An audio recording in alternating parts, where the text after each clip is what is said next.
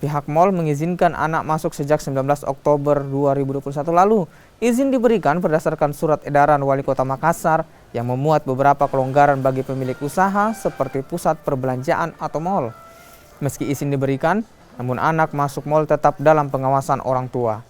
Pihak mal juga memperpanjang waktu operasional yang sebelumnya hingga pukul 20, kini beroperasi hingga pukul 21 waktu Indonesia bagian tengah. Saat ini, pengelola mal tetap membatasi jumlah pengunjung dan melakukan pengetatan protokol kesehatan.